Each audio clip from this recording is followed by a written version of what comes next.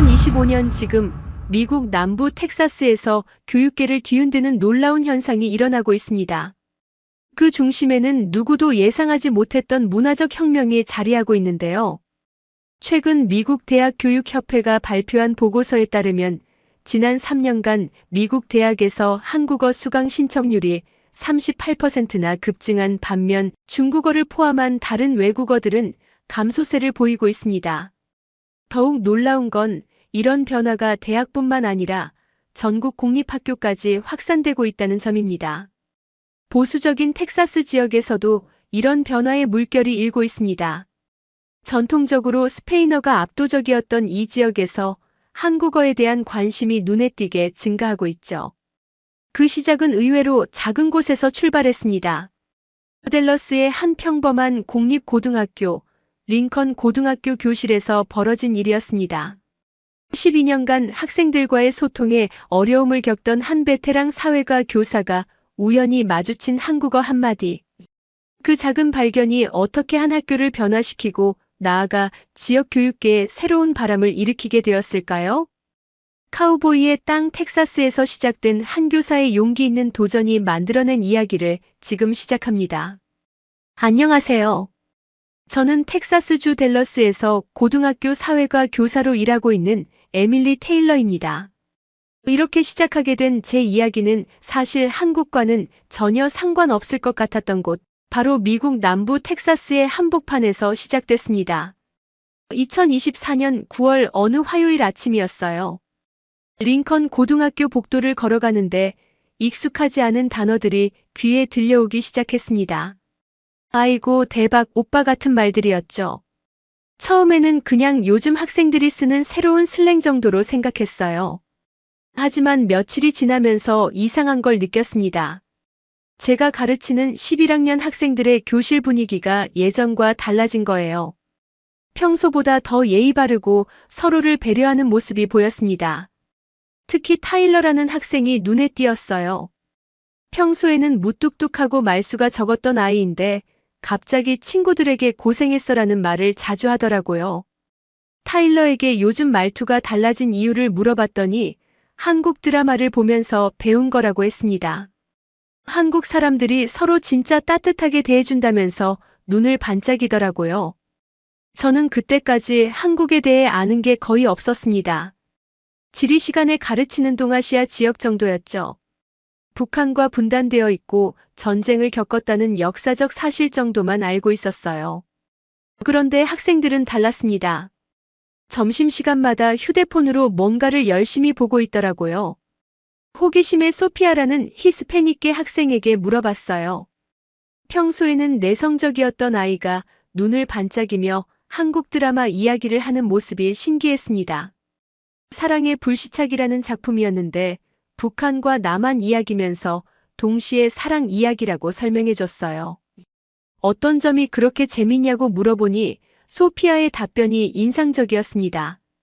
한국 사람들이 어른한테 정말 예의 바르게 대한다면서 우리 텍사스에서 예스 멈 예스 서 하는 것과 비슷하다고 하더라고요. 근데 한국어로는 더 세세하게 존경을 표현하는 것 같다고 했습니다. 그 말을 듣고 뭔가 이상한 기분이 들었어요. 텍사스 사람들은 예의를 중시하는 문화를 가지고 있거든요. 그런데 멀리 떨어진 한국에도 비슷한 문화가 있다는 게 신기했습니다. 집에 돌아가서 남편 잭에게 이야기했어요.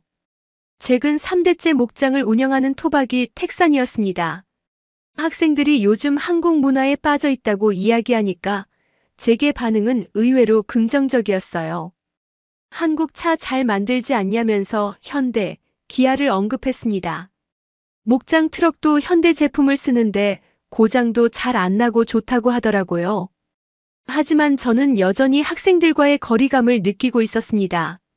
사실 저에게는 6년 전부터 계속 마음에 걸리는 일이 있었어요. 2018년 허리케인 하비 때문에 학교가 일시 폐쇄됐을 때의 일입니다. 갑작스럽게 온라인 수업을 해야 했는데 저는 그 상황에 제대로 적응하지 못했어요. 기술적으로도 서툴렀고 학생들과의 소통도 원활하지 않았죠. 그때 제가 담당했던 학생 중에 마르코스라는 아이가 있었어요. 경제적으로 어려운 상황에서 학업을 계속하려고 노력하던 성실한 학생이었는데 온라인 수업 기간 중에 결국 학교를 그만뒀습니다. 인터넷 환경도 좋지 않았고 제가 충분히 도와주지 못했던 거죠. 그 일 이후로 저는 교사로서의 자신감을 많이 잃었어요. 정말로 학생들에게 도움이 되는 교사인지 의문이 들기 시작했습니다. 수업 시간에도 예전만큼 열정적이지 못했고 학생들과의 관계도 거리감이 생겼어요. 그런데 이번에 한국 문화에 빠진 학생들을 보면서 또 다른 소외감을 느꼈습니다. 아이들은 분명히 뭔가 새로운 것에 열중하고 있는데 저는 그것을 이해하지 못하고 있었어요. 다음 날 교직원 라운지에서 동료 선생님들과 이야기를 나누게 됐습니다. 수학 선생님인 브래드가 학생들이 한국어 단어 쓰는 걸 봤냐면서 좀 이상하지 않냐고 물었어요. 우리는 미국 학교인데 학생들이 외국 문화에 너무 빠지는 게 교육적으로 좋은 건지 모르겠다고 했습니다. 체육 선생님 마이크도 동조했습니다. 요즘 애들 보면 한국 음악만 듣고 한국 드라마만 보고 미국 문화에는 관심도 없는 것 같다고 하더라고요. 저는 뭔가 불편한 기분이 들었어요. 물론 학생들이 다양한 문화에 관심을 갖는 건 나쁘지 않다고 생각했거든요. 하지만 동시에 저도 그 문화를 이해하지 못한다는 점에서는 동료들과 비슷한 입장이었죠. 그때 중국어 교사인 장메이링 선생님이 라운지로 들어왔습니다. 중국계 미국인인 그녀는 학교에서 15년째 중국어를 가르치고 있었어요. 48세의 메이링 선생님은 매우 엄격하고 권위적인 성격으로 유명했습니다. 학생들이 한국 문화에 빠져서 걱정이라는 이야기를 듣더니 표정이 순간 굳어지더라고요. 한국 문화가 뭐 대단한 건지 의문을 표하면서 한국은 텍사스보다도 작은 나라라고 했습니다. 정말 배울 게 있다면 중국 문화를 배워야 한다면서 5,000년 역사를 가진 위대한 문명이라고 강조했어요. 그녀의 어조가 상당히 무시하는 듯 했습니다. 한국어 같은 소수 언어를 배우는 것보다는 중국어를 배우는 게 훨씬 실용적이라면서 중국은 세계 2위 경제 대국이라고 덧붙였죠. 저는 그 말을 들으면서 뭔가 잘못된 느낌이 들었습니다. 학생들이 관심 갖는 문화를 그렇게 폄하하는 게 맞는 건지 의문이 들었어요. 그래도 학생들이 관심 갖는 문화라면 존중해줘야 하는 거 아니냐고 물어봤더니 메이링 선생님은 제가 한국에 대해 뭘 알고 그런 말을 하냐고 반문했습니다. 한국 문화라는 게 대부분 일본이나 중국 문화를 베낀 거라면서 원조를 배우지 왜 복사본을 배우냐고 하더라고요. 메이링 선생님의 말에 다른 동료들도 고개를 끄덕이는 분위기였어요. 저는 반박할 말이 없었습니다. 정말로 한국에 대해 아는 게 없었거든요. 그날 밤 집에서 곰곰 생각해 봤어요. 학생들이 그렇게 열광하는 한국 문화가 정말 메이링 선생님 말처럼 별거 아닌 건지 아니면 저희가 놓치고 있는 뭔가가 있는 건지 궁금해졌습니다. 무엇보다 학생들과의 거리감을 줄이고 싶었어요. 6년 전 허리케인 하비 때의 실패 이후로 계속 마음의 벽을 쌓고 살아왔는데 이번 기회에 다시 학생들과 가까워질 수 있다면 좋겠다는 생각이 들었어요. 그래서 결심했습니다. 한국 문화가 뭔지, 학생들이 왜 그렇게 열광하는지 직접 알아보자고요.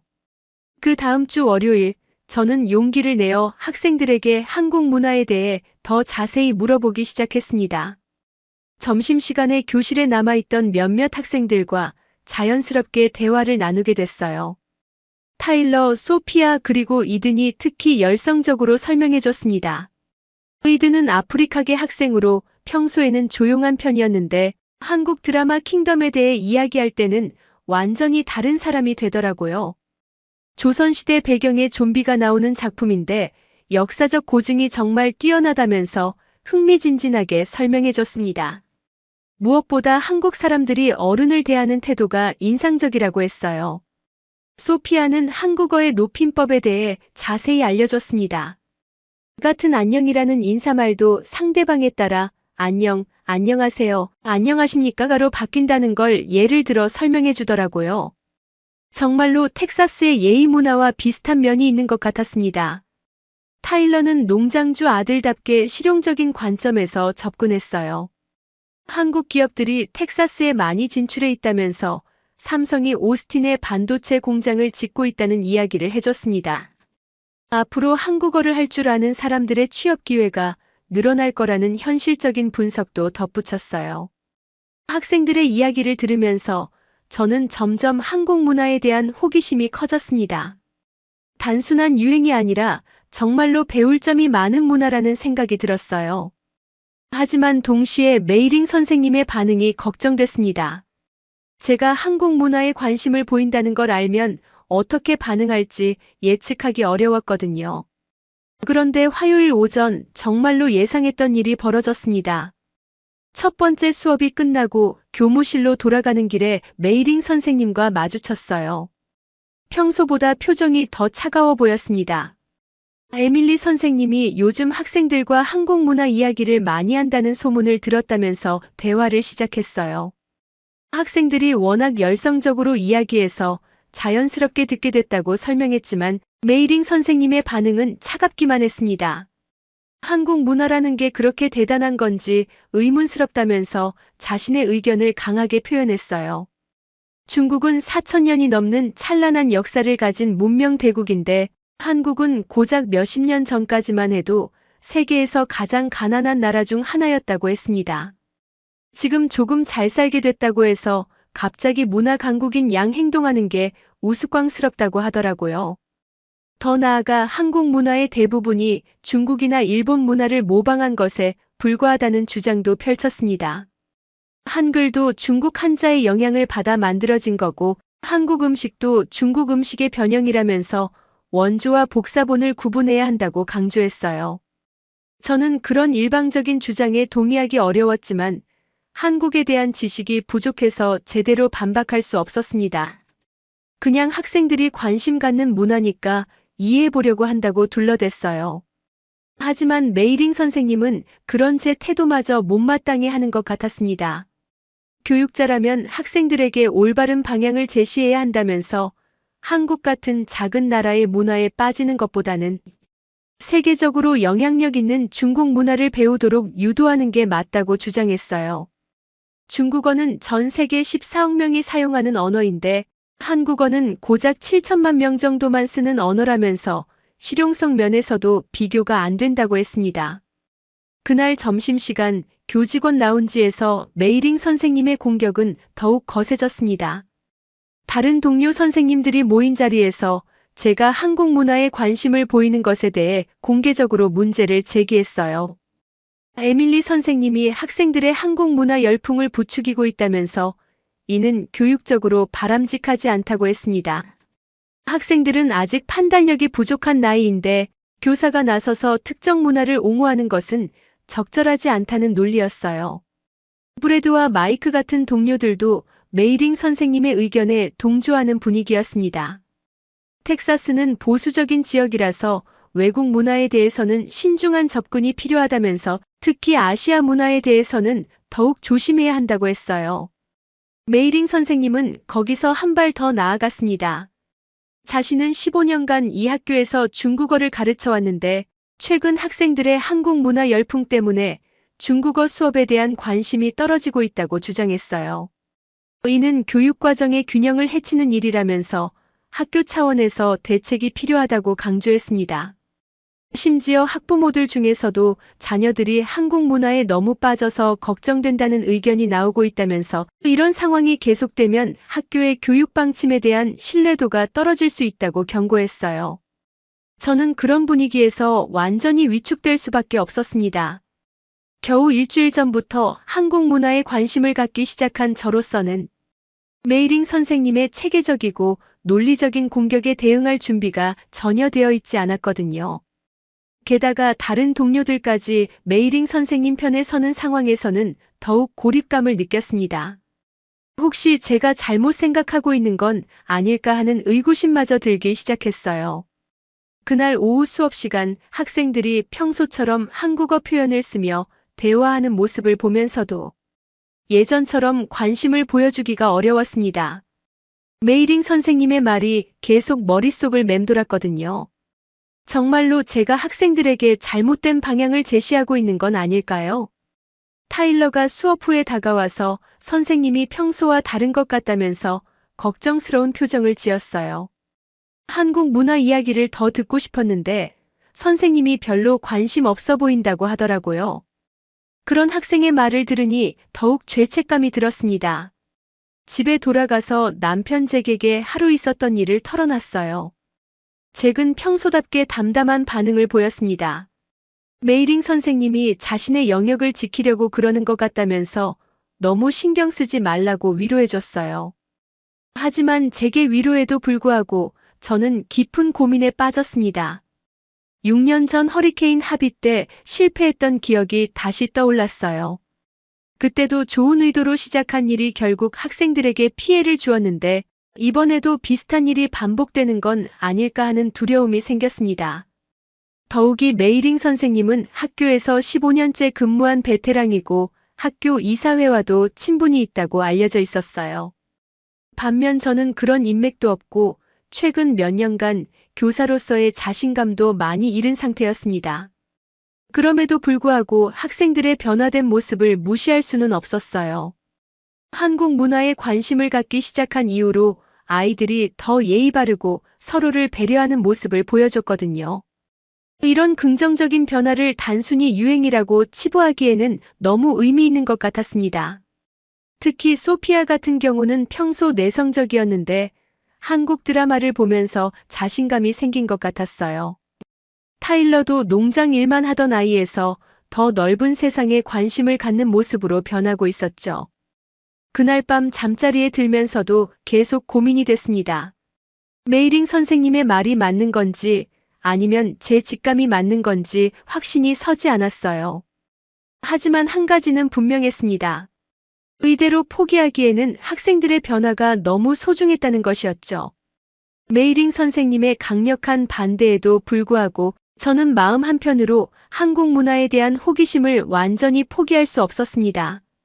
특히 학생들이 보여주는 긍정적인 변화를 직접 목격한 이상 단순히 동료의 압박 때문에 관심을 접기에는 아쉬움이 너무 컸어요. 그래서 결심했습니다. 공개적으로는 한 발 물러서되 개인적으로는 한국 문화를 더 깊이 이해해보자고요. 혹시 메이링 선생님의 주장이 맞을 수도 있으니까 직접 확인해보고 판단하는 게 맞다고 생각했습니다. 그날 밤 집에서 조용히 컴퓨터를 켜고 한국어 온라인 강의를 검색해봤어요. 여러 사이트를 둘러보다가 박준호라는 선생님의 강의를 발견했습니다.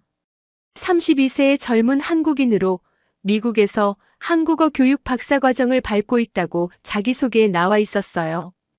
준호 선생님의 첫 강의를 들어보니 정말 인상적이었습니다. 단순히 언어만 가르치는 게 아니라 문화적 배경까지 함께 설명해 주더라고요. 특히 한국어의 높임법에 대한 설명이 흥미로웠어요. 한국어의 높임법은 단순히 언어 규칙이 아니라 상대방에 대한 배려와 존중의 표현이라는 거였습니다. 미국 남부의 예스멈, 예스서와 비슷한 정신이지만 더욱 세밀하고 체계적으로 발달했다고 설명해 줬어요.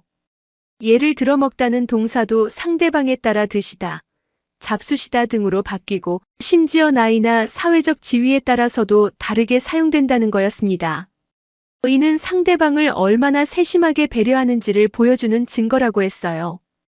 그 설명을 듣는 순간 뭔가 연결되는 느낌이 들었습니다. 텍사스 사람들이 중시하는 예의와 한국의 높임법이 정말로 비슷한 정신에서 나온 거라는 생각이 들었어요. 다만 한국은 그것을 언어 체계 속에 더욱 정교하게 구현한 것 같았습니다. 며칠 후 준호 선생님이 추천해준 한국 드라마 킹덤을 보기 시작했어요. 의든이 추천했던 바로 그 작품이었습니다. 조선시대를 배경으로 한 좀비 스릴러라는 독특한 설정이었는데 보면 볼수록 흥미진진했어요. 가장 인상 깊었던 건 등장인물들 간의 관계였습니다. 왕과 신하, 양반과 상민, 어른과 아이 사이의 대화에서 높임법이 어떻게 사용되는지 생생하게 볼 수 있었어요. 단순히 권력 관계가 아니라 서로에 대한 배려와 존중이 언어로 표현되는 모습이 감동적이었습니다. 특히 주인공 왕세자가 백성들을 대할 때의 모습이 인상적이었어요. 높은 지위에 있으면서도 백성들을 함부로 대하지 않고 상황에 따라 적절한 높임법을 사용하는 모습에서 진정한 리더십이 무엇인지 느낄 수 있었습니다. 드라마를 보면서 한국의 역사에 대해서도 많이 배웠어요. 조선시대의 사회 구조, 유교 문화, 그리고 외침에 맞서는 민족의 의지 등이 잘 그려져 있었습니다. 메이링 선생님이 말한 것처럼 중국 문화의 모방이 아니라 한국만의 독특한 문화가 분명히 존재한다는 걸 느꼈어요. 한 주 정도 지난 후 저는 용기를 내어 학생들과 다시 한국 문화에 대한 대화를 시작했습니다. 물론 메이링 선생님의 눈치를 보느라 조심스럽긴 했지만 아이들의 호기심을 완전히 무시할 수는 없었거든요. 타일러에게 킹덤을 봤다고 이야기하니까 정말 기뻐하더라고요. 선생님도 이제 이해하시겠다면서 한국 역사의 깊이에 대해 열성적으로 설명해 줬습니다. 특히 외침에 맞서는 조선 백성들의 의지가 현재 한국 사람들의 끈기와 연결된다고 하더라고요. 소피아는 한국어 높임법에 대해 더 자세히 물어봤어요. 준호 선생님께 배운 내용을 바탕으로 설명해 주니까 정말 신기했습니다.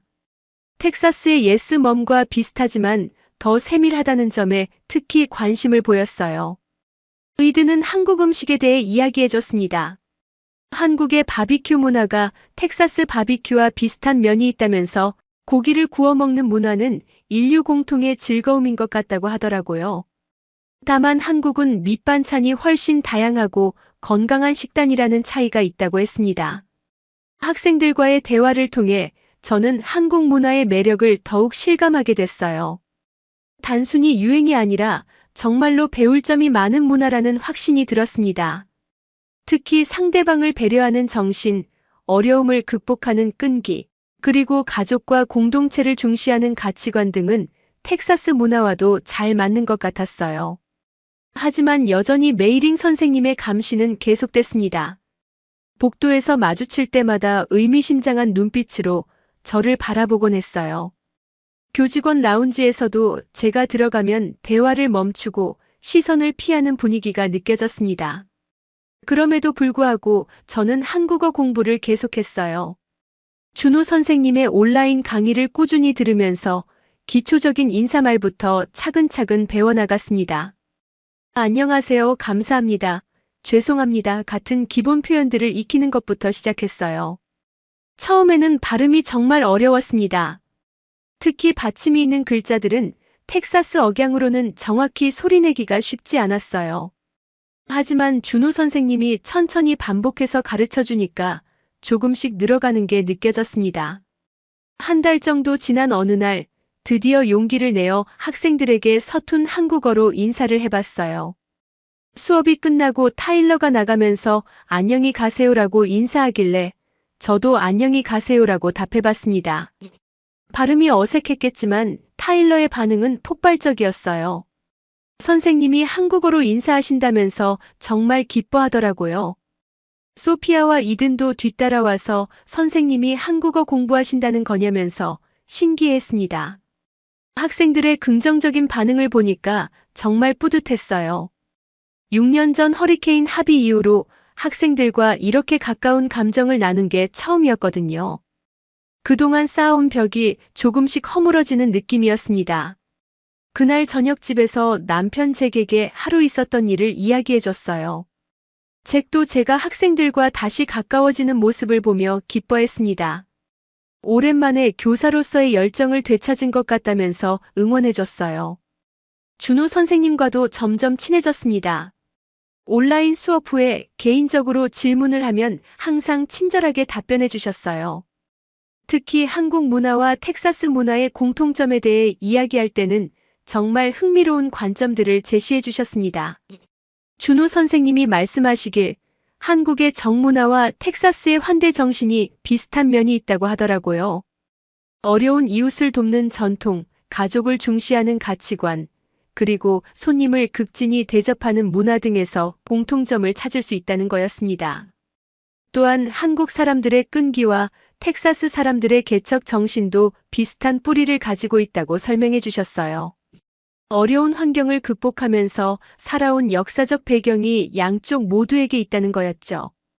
그런 이야기들을 들으면서 저는 확신하게 됐습니다.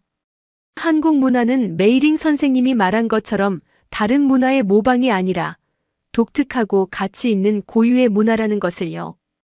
그리고 그 문화가 텍사스 학생들에게 긍정적인 영향을 주고 있다는 것도 분명했습니다. 하지만 아직 공개적으로 나서기에는 준비가 부족했어요. 메이링 선생님의 체계적인 반대에 맞서려면 더 확실한 근거와 자신감이 필요했습니다. 그래서 더 열심히 공부하기로 했어요. 언젠가는 당당하게 한국 문화의 가치를 옹호할 수 있을 때까지요.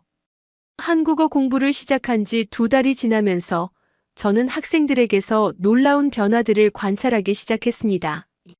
처음에는 단순한 유행 정도로 생각했던 한국 문화 열풍이 실제로는 아이들의 행동과 태도에 깊은 영향을 미치고 있다는 걸 깨달았어요.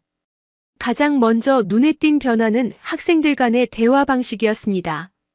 예전에는 서로를 이름으로 부르거나 별명으로 부르는 것이 일반적이었는데, 이제는 형, 누나, 오빠, 언니 같은 한국어 호칭을 사용하는 모습을 자주 볼 수 있었어요. 타일러가 이든에게 형이라고 부르는 모습이 특히 인상적이었습니다.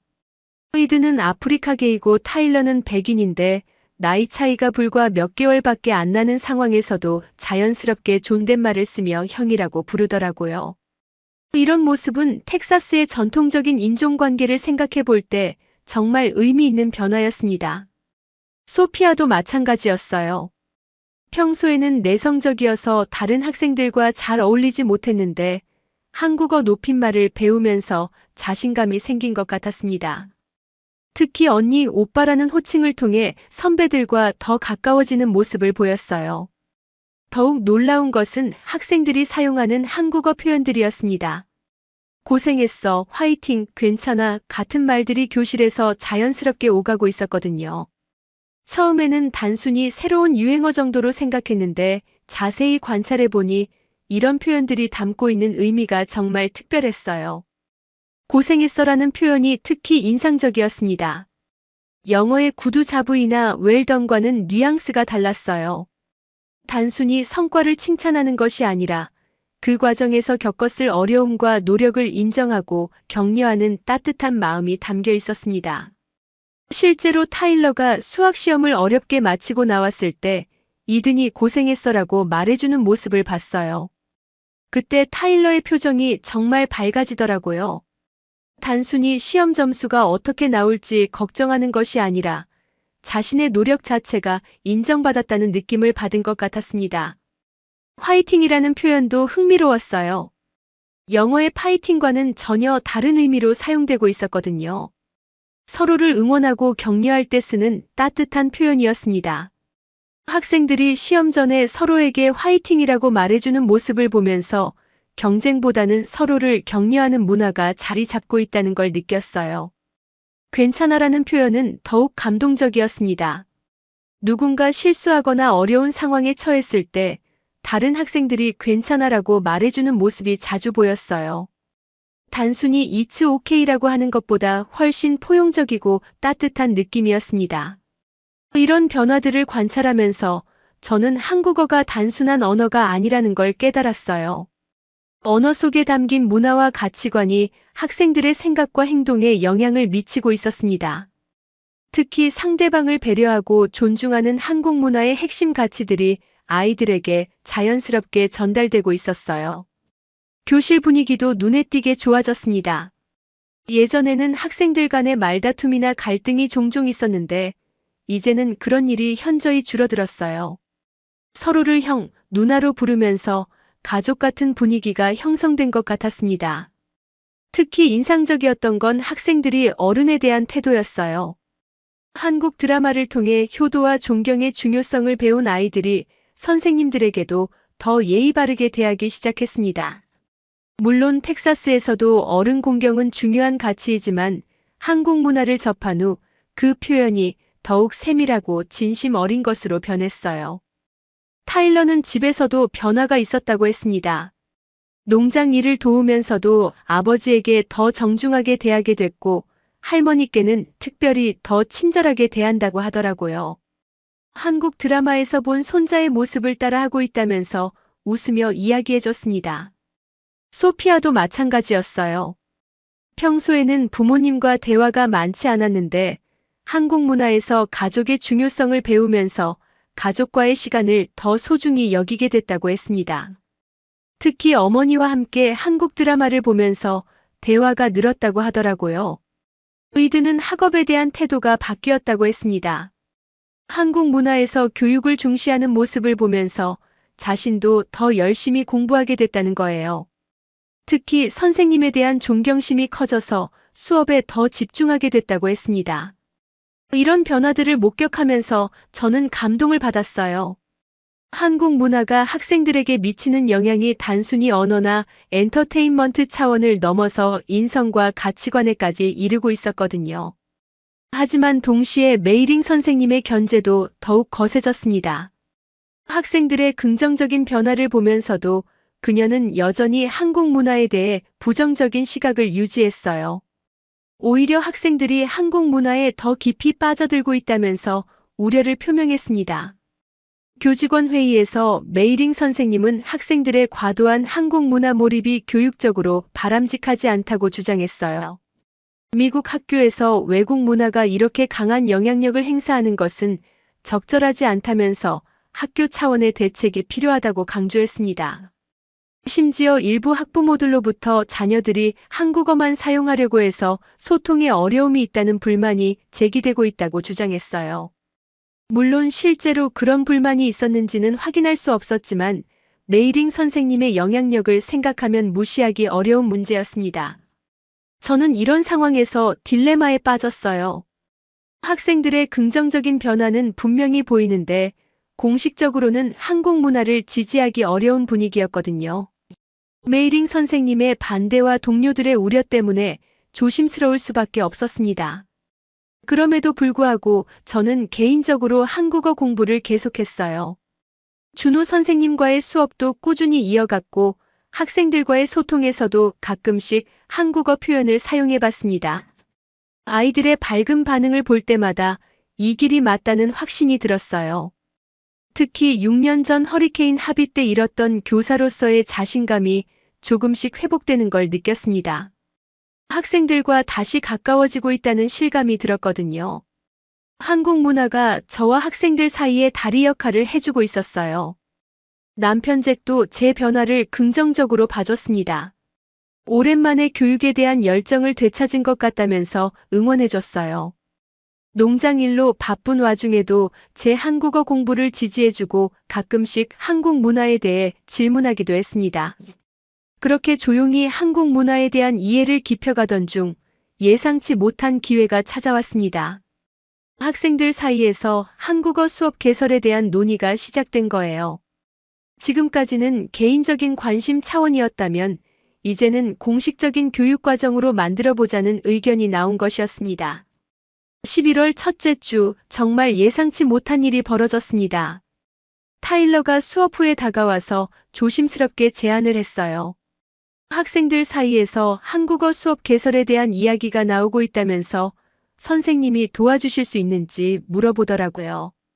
처음에는 깜짝 놀랐습니다.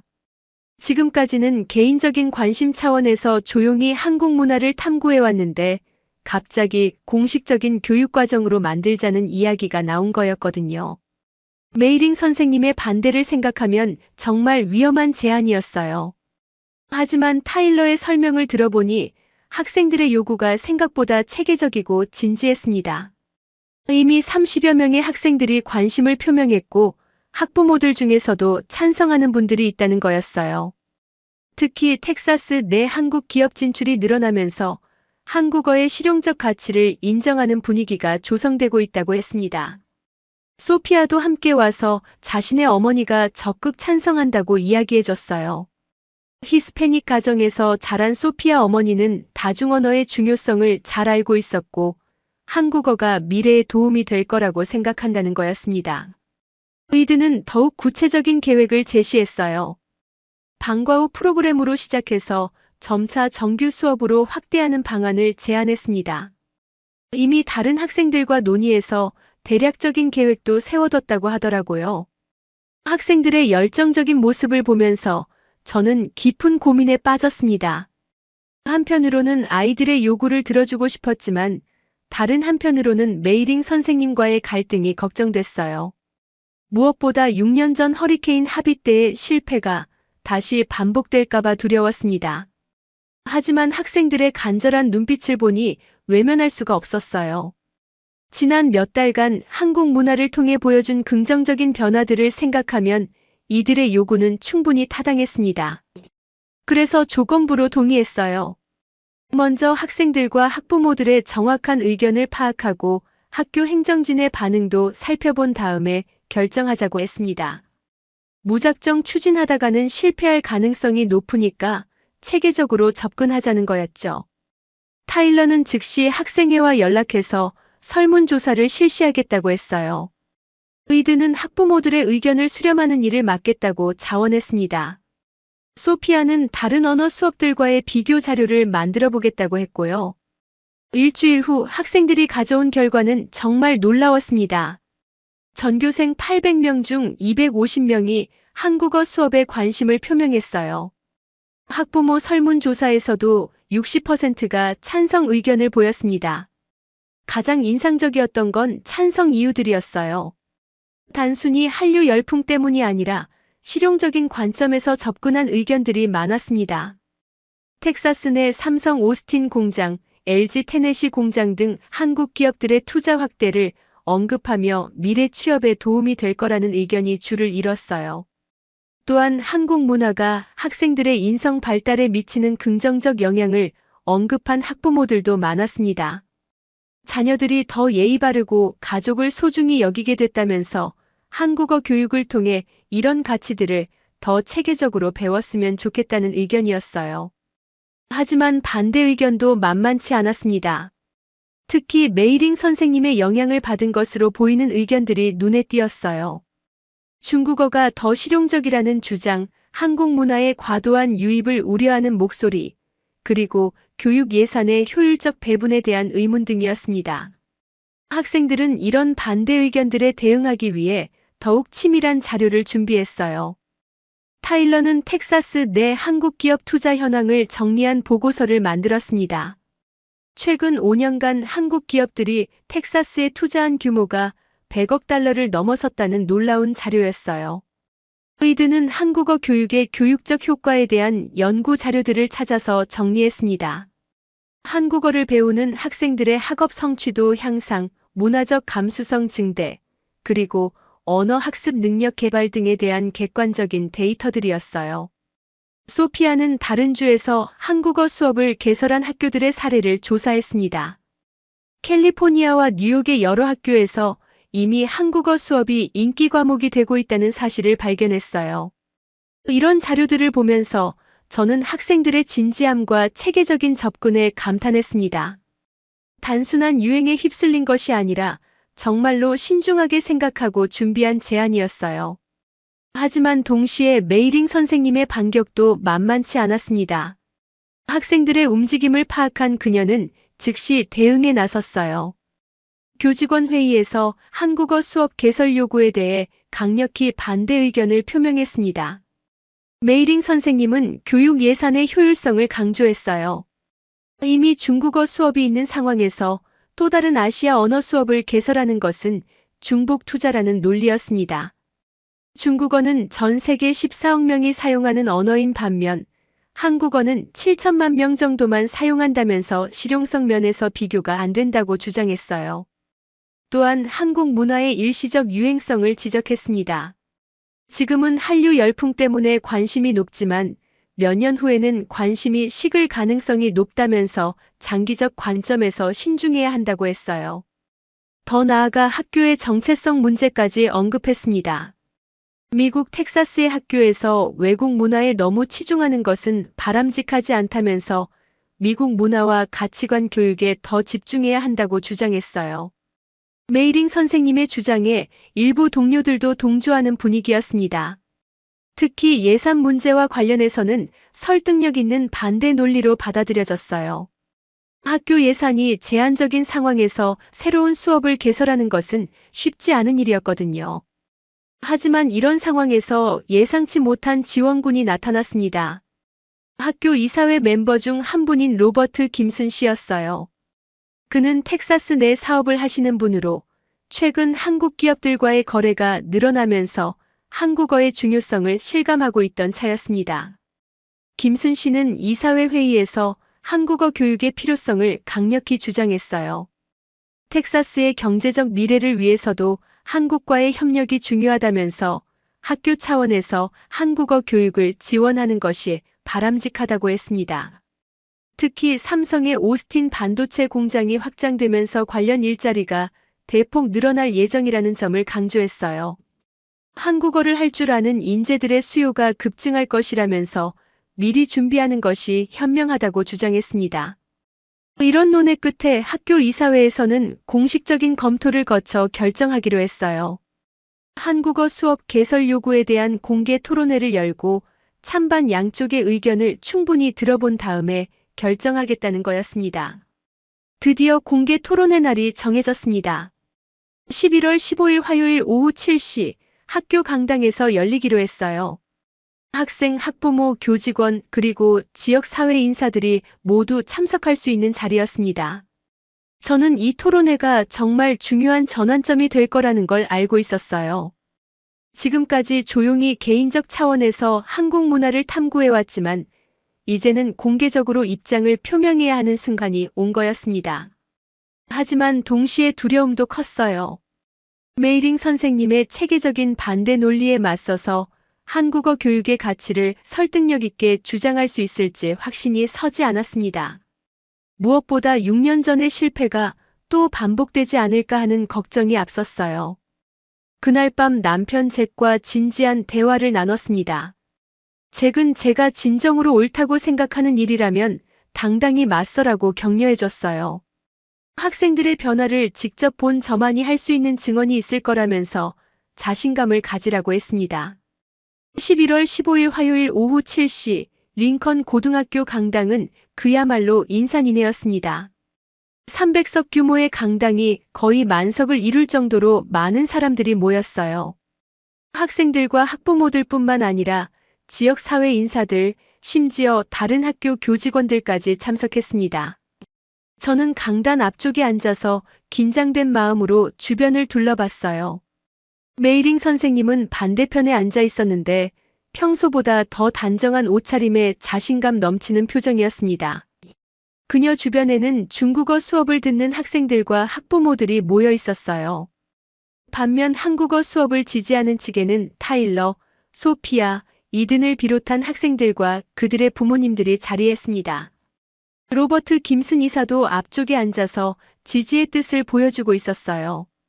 사회를 맡은 교장 선생님이 토론회의 취지를 설명하며 시작을 알렸습니다. 먼저 반대측인 메이링 선생님이 발언할 기회를 가졌어요. 그녀는 준비해온 자료를 바탕으로 체계적이고 논리적인 반대 논리를 펼쳤습니다. 메이링 선생님은 우선 교육 예산의 효율성을 강조했어요. 현재 학교 예산으로는 새로운 언어 수업을 개설하기 어려운 상황이라면서 이미 운영 중인 중국어 수업을 확대하는 것이 더 현실적이라고 주장했습니다. 또한 언어의 실용성을 강력히 어필했어요. 중국은 세계 2위 경제 대국이고 14억 명이 사용하는 언어라면서 한국어의 7천만 명과는 비교가 안 된다고 했습니다. 미래의 글로벌 경쟁력을 위해서는 중국어가 훨씬 유리하다는 논리였어요. 더 나아가 문화적 깊이에 대해서도 언급했습니다.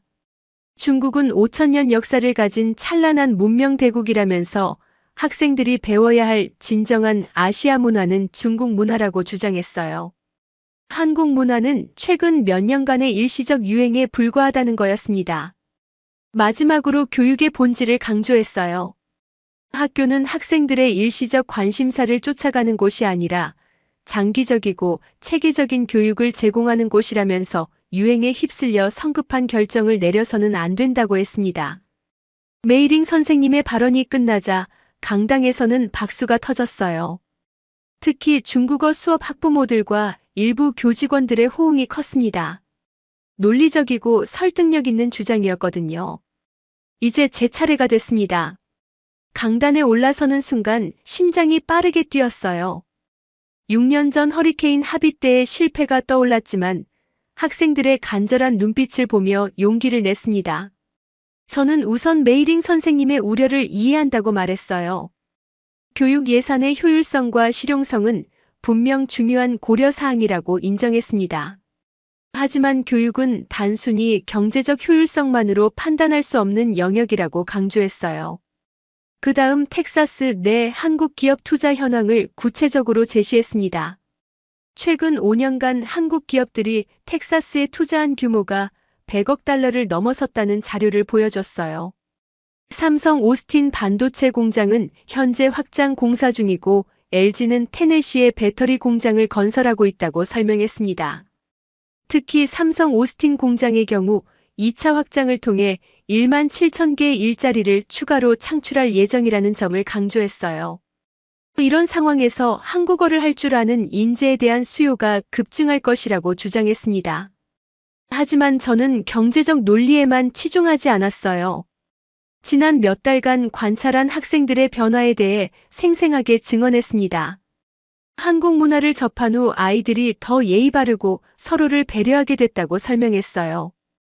타일러가 형이라는 호칭을 통해 이든과 더 가까워진 이야기, 소피아가 한국어 높임법을 배우면서 자신감을 찾은 이야기, 그리고 이든이 교육의 중요성을 깨닫고 학업에 더 열심히 임하게 된 이야기를 들려줬습니다.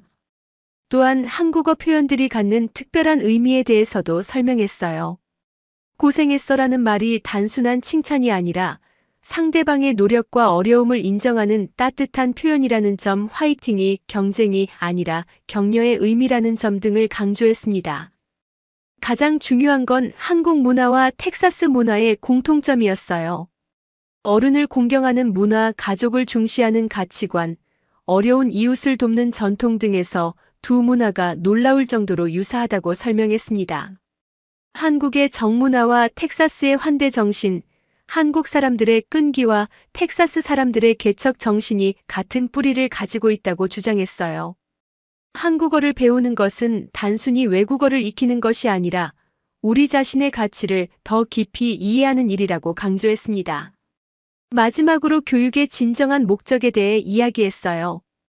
교육은 학생들이 더 나은 사람이 되도록 돕는 것이라면서 한국 문화가 우리 학생들을 더 배려심 있고 존중심 있는 사람으로 만들고 있다고 증언했습니다. 제 발언이 끝나자 강당에서는 더 큰 박수가 터졌어요. 특히 학생들과 학부모들의 호응이 뜨거웠습니다. 타일러와 소피아, 이든의 얼굴에는 감동의 눈물이 맺혀 있었어요. 이어서 질의응답 시간이 시작됐습니다. 먼저 중국어 수업 학부모가 손을 들고 예산 문제를 재차 지적했어요. 새로운 수업 개설로 인해 기존 수업들의 예산이 삭감될 수 있다는 우려였습니다. 로버트 김슨 이사가 답변에 나섰어요. 자신이 개인적으로 한국어 수업 운영비를 지원할 의향이 있다면서 지역 사회 차원에서도 후원을 모을 수 있을 거라고 했습니다. 실제로 몇몇 한국 기업들이 교육 후원에 관심을 보이고 있다고 덧붙였어요. 다른 학부모는 한국어의 실용성에 대해 의문을 제기했습니다. 중국어에 비해 사용 인구가 적다는 메이링 선생님의 주장을 반복했어요. 이때 타일러의 아버지가 일어나서 답변했습니다. 자신은 농장을 운영하는데 최근 한국 기업과 스마트팜 기술 도입에 대해 논의하고 있다면서 텍사스 농업 분야에서도 한국과의 협력이 확대되고 있다고 증언했어요. 소피아의 어머니도 발언했습니다. 히스패닉으로서 다중언어의 중요성을 잘 알고 있다면서 언어는 단순히 사용 인구의 숫자로만 판단할 수 없다고 주장했어요. 문화적 가치와 교육적 효과가 더 중요하다고 강조했습니다. 가장 감동적이었던 건 이든의 발언이었어요. 아프리카계 학생으로서 차별과 편견을 경험했었는데 한국 문화를 통해 진정한 존중이 무엇인지 배웠다고 말했습니다.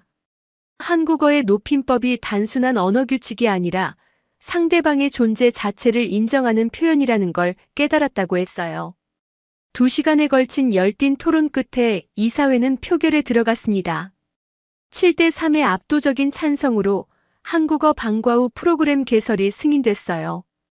우선 1년간 시범 운영한 후 정규 수업으로의 확대 여부를 결정하기로 했습니다. 강당에서는 환호성이 터져나왔습니다. 학생들이 서로 껴안으며 기뻐했고 학부모들도 박수를 치며 축하해줬어요. 저는 그 순간 정말 벅찬 감정을 느꼈습니다. 하지만 메이링 선생님의 표정은 좋지 않았어요. 토론에서 패배한 것도 아쉬웠겠지만 자신의 영향력이 제한적이라는 걸 공개적으로 드러낸 것도 큰 타격이었을 거예요. 토론회가 끝난 후 많은 학부모들이 저에게 다가와서 감사 인사를 전했습니다. 특히 타일러 어머니는 아들이 한국 문화를 통해 더 성숙해졌다면서 눈물을 글썽이며 고마워했어요. 준호 선생님에게도 즉시 소식을 전했어요. 화상 통화로 만난 그의 얼굴에는 기쁨이 가득했습니다. 텍사스에서 한국어 교육이 공식적으로 승인됐다는 것 자체가 의미 있는 일이라면서 축하해줬어요. 하지만 진짜 시련은 이제부터였습니다. 한국어 프로그램을 성공적으로 운영해야 한다는 부담감이 컸어요. 만약 실패한다면 메이링 선생님의 우려가 맞았다는 걸 증명하는 셈이 될 테니까요. 게다가 25명 정원으로 시작하기로 했는데 지원자가 60명을 넘어섰어요. 선발 과정에서부터 어려움이 예상됐습니다. 모든 학생들의 기대에 부응해야 한다는 압박감도 상당했어요. 무엇보다 저 자신의 한국어 실력이 아직 부족하다는 게 가장 큰 걱정이었습니다. 몇 달간 개인적으로 공부했지만 학생들을 가르칠 수준은 아니었거든요. 준호 선생님의 도움이 절대적으로 필요한 상황이었어요. 그날 밤 집에 돌아가서 남편 잭과 대화를 나눴습니다. 잭은 제가 해낸 일을 자랑스러워하면서도 앞으로의 어려움을 걱정해줬어요. 하지만 학생들과 함께라면 분명 해낼 수 있을 거라고 격려해줬습니다. 저는 그날 밤 잠자리에 들면서 다짐했어요. 6년 전 허리케인 하비 때의 실패를 반복하지 않겠다고, 이번에는 끝까지 책임지고 학생들을 도와주겠다고 말이에요. 한국어 프로그램이 성공해서 더 많은 학생들이 한국 문화의 아름다움을 경험할 수 있도록 최선을 다하겠다고 결심했습니다. 한국어 방과 후 프로그램이 시작된 지 2달이 지나면서 예상보다 훨씬 큰 성과들이 나타나기 시작했습니다. 25명으로 시작한 프로그램이었지만 학생들의 열정은 정말 대단했어요. 준호 선생님과 함께 화상 수업으로 진행했는데 아이들이 매주 수요일과 금요일 방과 후 시간을 손꼽아 기다렸습니다. 가장 눈에 띄는 변화는 학생들의 학업 태도였어요. 한국 문화에서 교육을 중시하는 모습을 배우면서 전체적인 성적이 향상됐습니다. 특히 타일러는 수학 성적이 B학점에서 어학점으로 올랐고 소피아는 영어 발표에서 자신감을 보이기 시작했어요. 위든의 변화는 더욱 극적이었습니다. 평소 교실에서 조용했던 아이가 한국어 수업에서는 적극적으로 참여하더라고요. 한국어 높임법을 통해 진정한 존중의 의미를 배우면서 다른 과목에서도 선생님들께 더 예의 바르게 대하기 시작했습니다. 학부모들의 반응도 놀라웠어요. 타일러 어머니는 아들이 집에서 할머니께 더 친절하게 대한다면서 감사 인사를 전해왔습니다. 한국 드라마에서 본 효도하는 손자의 모습을 따라 하고 있다는 거였어요. 소피아의 어머니는 딸이 가족과의 시간을 더 소중히 여기게 됐다고 했습니다. 한국 문화에서 가족의 중요성을 배우면서 어머니와 함께 요리하는 시간이 늘었고 스페인어와 한국어를 비교하며 재미있는 대화를 나눈다고 하더라고요. 하지만 메이링 선생님의 견제는 여전했습니다. 한국어 프로그램이 성공하자 오히려 더 노골적인 방해 공작에 나섰어요. 교육청에 한국어 커리큘럼이 검증되지 않았다는 문제를 제기했습니다. 미검증 프로그램으로 인해 학생들의 학습에 악영향을 미칠 수 있다면서 즉시 중단해야 한다고 주장했어요.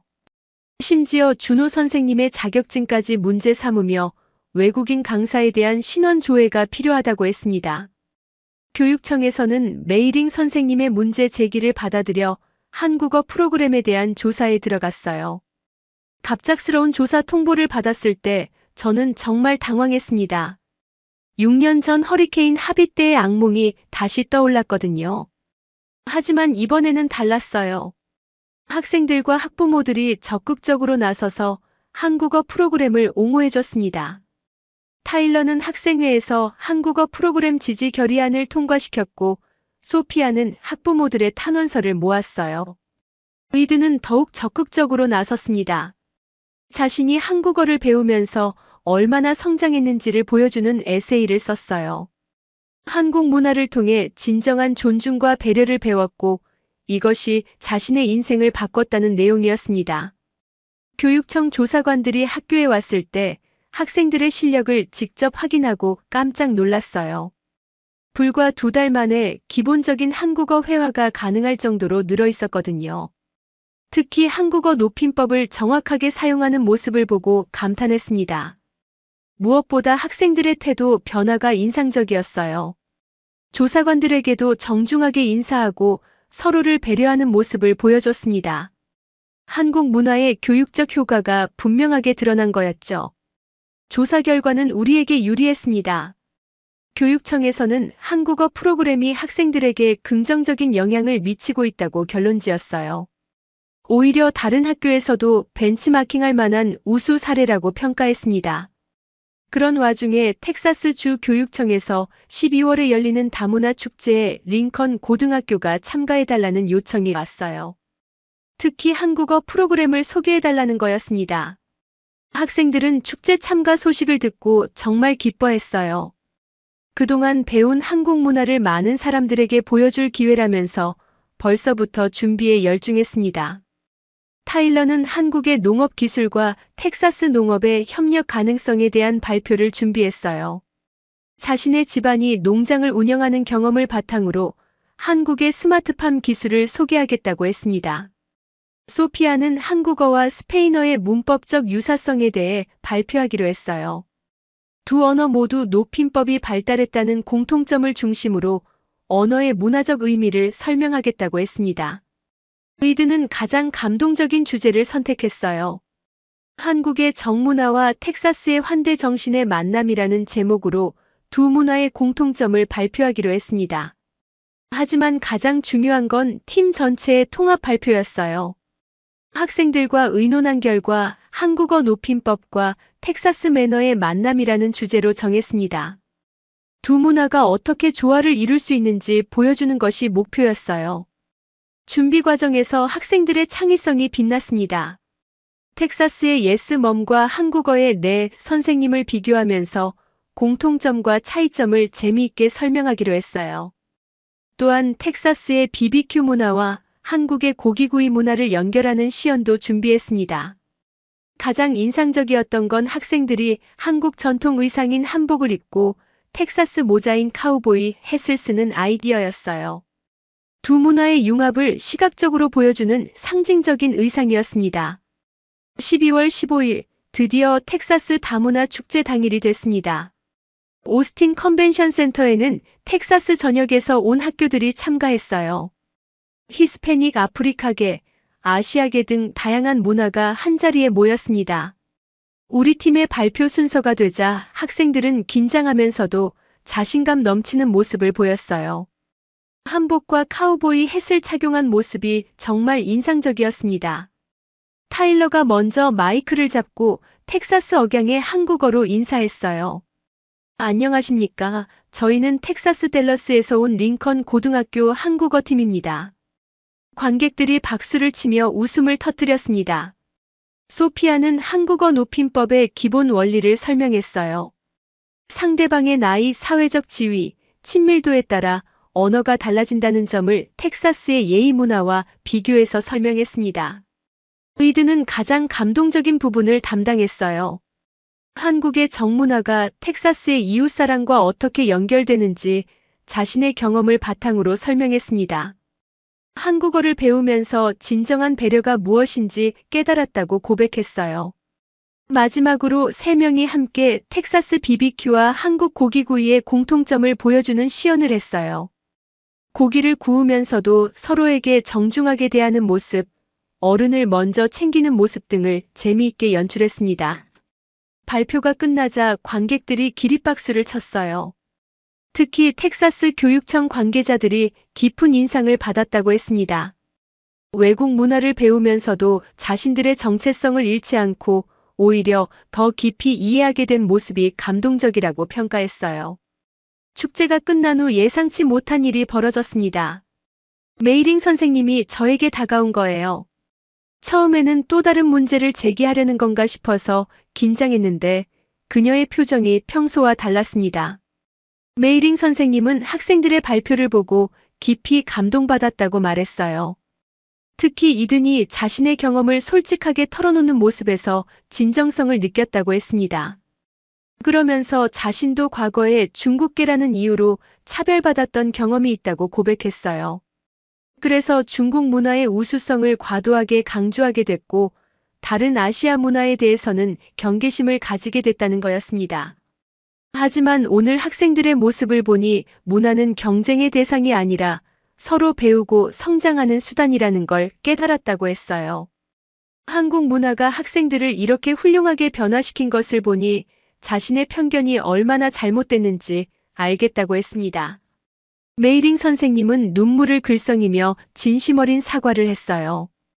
그동안 한국어 프로그램을 방해했던 것을 후회한다면서 앞으로는 함께 협력하고 싶다고 했습니다. 저는 그런 메이링 선생님의 모습에 감동받았어요. 용기 있는 사과와 변화하려는 의지를 보여준 것 자체가 대단한 일이었거든요. 우리는 서로 포옹하며 화해했습니다. 그날 밤 축제 시상식에서 링컨 고등학교 한국어팀이 최우수상을 받았어요. 학생들의 얼굴에는 자부심과 성취감이 가득했습니다. 타일러, 소피아, 이든 모두 울먹이며 기뻐했어요. 남편 잭도 축제장에 와서 우리 팀의 발표를 지켜봤는데 정말 자랑스럽다면서 축하해줬습니다. 특히 텍사스와 한국 문화의 융합을 보여준 아이디어가 인상적이었다고 평가했어요. 준호 선생님과도 화상통화로 소식을 나눴어요. 텍사스에서 한국 문화가 이렇게 사랑받고 있다는 걸 보니 정말 뿌듯하다면서 학생들에게 축하 메시지를 전해달라고 했습니다. 그날 밤 집에 돌아가서 저는 깊은 감동을 느꼈어요. 6년 전 허리케인 하비 때의 실패를 딛고 일어선 것도 의미 있었지만 무엇보다 학생들이 보여준 성장과 변화가 감동적이었습니다. 한국 문화가 단순히 외국 문화가 아니라 우리의 가치를 더 깊이 이해하게 해주는 거울 역할을 했다는 걸 실감했어요. 그리고 진정한 교육은 편견을 넘어 서로를 이해하고 성장하는 것이라는 확신을 갖게 됐습니다. 텍사스 다문화 축제에서의 성공 이후 링컨 고등학교 한국어 프로그램에 대한 관심이 폭발적으로 증가했습니다. 축제 다음 주 월요일부터 전국 각지에서 문의 전화가 쇄도하기 시작했어요. 캘리포니아, 뉴욕, 플로리다 등 여러 주의 교육청에서 우리 프로그램에 대한 자세한 정보를 요청해 왔습니다. 가장 놀라운 건 텍사스주 교육청의 반응이었어요. 댈러스 교육청 관계자가 직접 학교를 방문해서 한국어 프로그램을 텍사스주 전체로 확산시키는 방안을 논의하고 싶다고 했습니다. 우리가 만든 모델이 다른 학교들의 벤치마킹 대상이 된 거였어요. 저는 그런 반응들을 보면서 정말 감격스러웠습니다. 몇 달 전만 해도 메이링 선생님의 반대에 부딪혀 위축되어 있었는데 이제는 전국적인 관심을 받는 프로그램이 된 거였거든요. 하지만 동시에 더 큰 책임감도 느꼈어요. 학생들의 변화는 계속 이어졌습니다. 특히 SAT 점수에서 놀라운 결과가 나왔어요. 한국어 프로그램에 참여한 학생들의 평균 점수가 전년 대비 150점이나 상승한 거였습니다. 언어학습이 전반적인 학습 능력 향상에 도움이 됐다는 분석이었어요. 타일러는 농업 분야에서 한국과의 협력 가능성을 발견했습니다. 한국의 스마트팜 기술을 배우기 위해 내년 여름 한국 연수 프로그램에 지원하겠다고 했어요. 자신의 가족 농장에 한국 기술을 도입해서 더 효율적인 농업을 하고 싶다는 꿈을 갖게 됐습니다. 소피아는 언어학에 대한 관심이 생겼어요. 스페인어, 영어, 한국어를 자유자재로 구사할 수 있게 되면서 다중언어 통역사가 되고 싶다는 꿈을 품게 됐습니다. 특히 텍사스의 히스패닉 공동체와 한국 기업들 사이의 가교 역할을 하고 싶다고 했어요. 이든의 변화는 더욱 극적이었습니다. 한국어를 배우면서 자신감을 찾은 그는 학생회장에 출마해서 당선됐어요. 한국 문화에서 배운 리더십과 배려심을 바탕으로 더 포용적인 학교 문화를 만들겠다는 공약을 내세웠습니다. 교내 분위기도 완전히 바뀌었어요. 한국어 프로그램의 영향으로 다른 문화에 대한 관심도 높아졌습니다. 스페인어, 프랑스어, 독일어 수업 신청자도 늘어났고 전체적으로 국제적 감각을 갖춘 학생들이 많아졌어요. 특히 인상적이었던 건 괴롭힘 문제가 현저히 줄어든 것이었습니다. 한국 문화의 존중과 배려 정신이 학교 전체에 퍼지면서 학생들이 서로를 더 이해하고 인정하게 됐어요. 상담실 방문 건수도 30%나 감소했습니다. 메이링 선생님과의 관계도 완전히 달라졌어요. 그녀는 약속대로 한국어 프로그램과의 협력에 나섰습니다. 중국어와 한국어의 공통점을 찾아서 학생들이 더 쉽게 배울 수 있는 방안을 함께 연구하기 시작했어요. 심지어 메이링 선생님 자신도 한국어를 배우기 시작했습니다. 준호 선생님의 온라인 강의를 들으면서 한국 문화에 대한 이해를 넓혀나갔어요.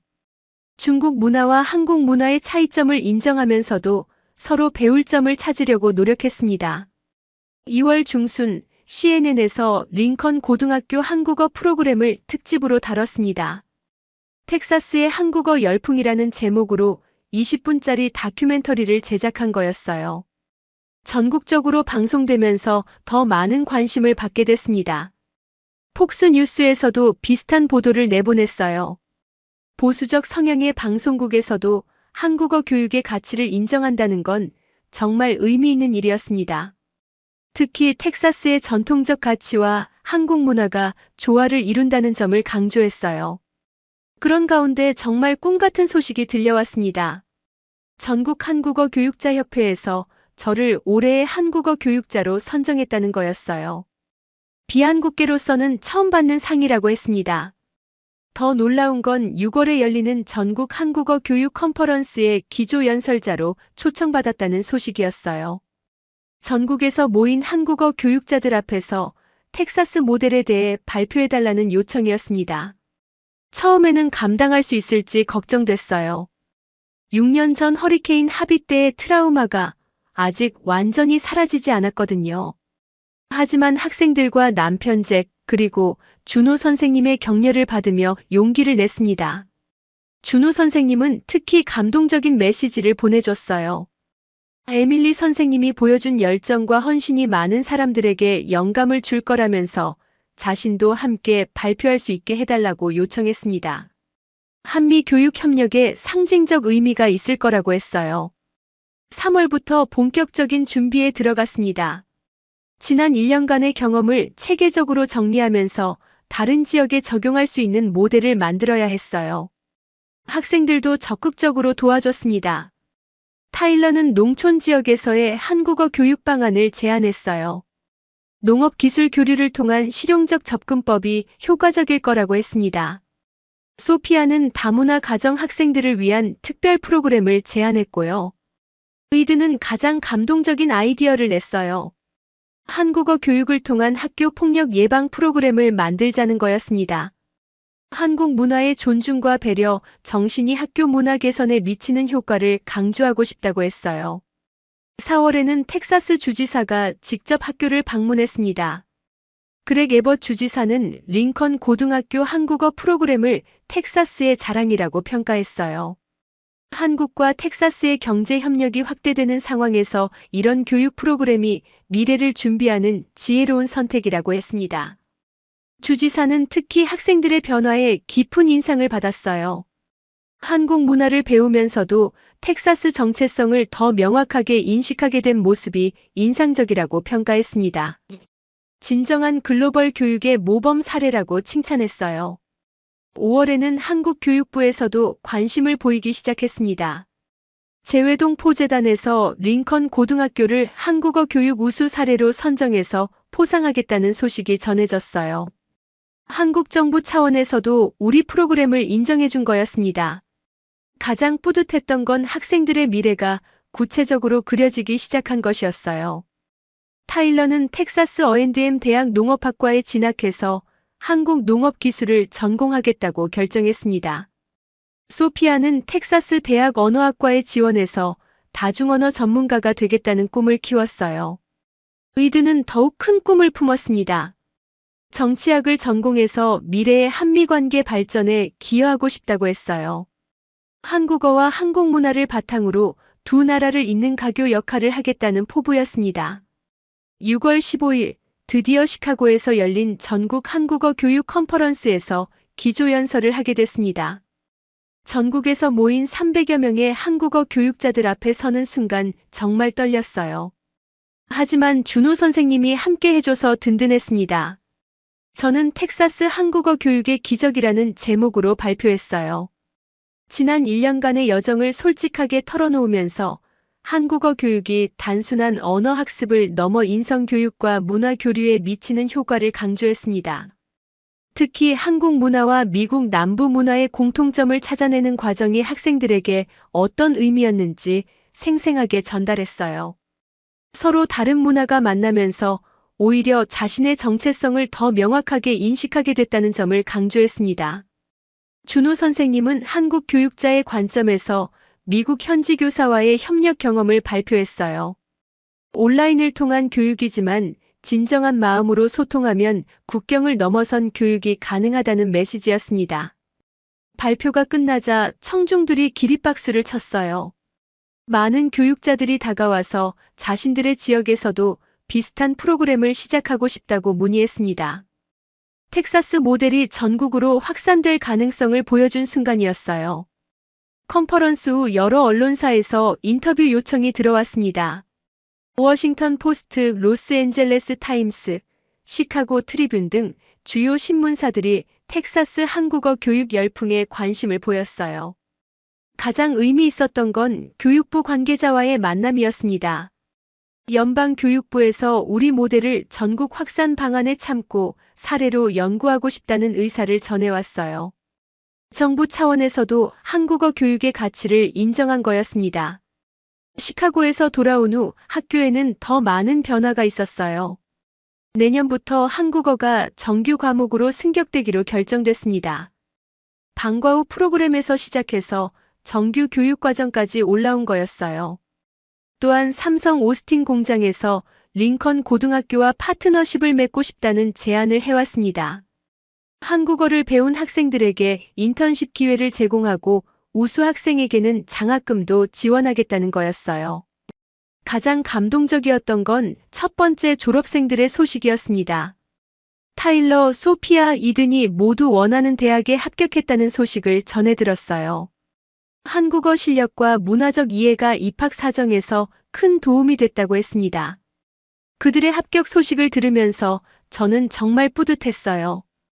6년 전 허리케인 하비 때 잃었던 학생을 떠올리며 마음 아파했던 기억이 났습니다.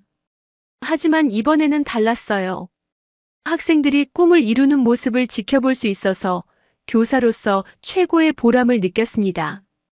8월 새학기가 시작되면서 한국어 수업 신청자가 100명을 넘어섰어요. 1개 반으로는 부족해서 3개 반을 편성해야 했습니다. 메이링 선생님도 중국어, 한국어 비교 언어학 수업을 새로 개설했어요.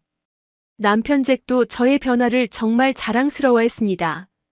오랫동안 잃었던 교육에 대한 열정을 되찾았을 뿐만 아니라 전국적인 인정까지 받게 된 것을 기뻐해줬어요. 목장일로 바쁜 와중에도 제 활동을 항상 지지해줬습니다. 준호 선생님과는 이제 진정한 동료가 됐어요. 온라인으로 시작된 인연이 한미 교육 협력의 상징이 됐습니다. 내년에는 준호 선생님이 직접 텍사스를 방문해서 교환교사로 일할 예정이에요. 9월에는 더 큰 소식이 전해졌습니다. 링컨 고등학교가 전국 우수학교로 선정됐다는 거였어요. 한국어 교육을 통한 학교 문화 개선과 학생들의 전반적인 성취도 향상이 높이 평가받은 결과였습니다. 무엇보다 감동적인 건 학생들이 보여준 성장이었어요.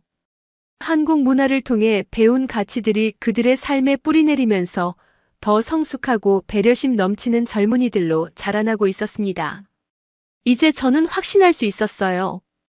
진정한 교육은 지식을 전달하는 것이 아니라 학생들이 더 나은 인간이 되도록 돕는 것이라는 걸 말이에요.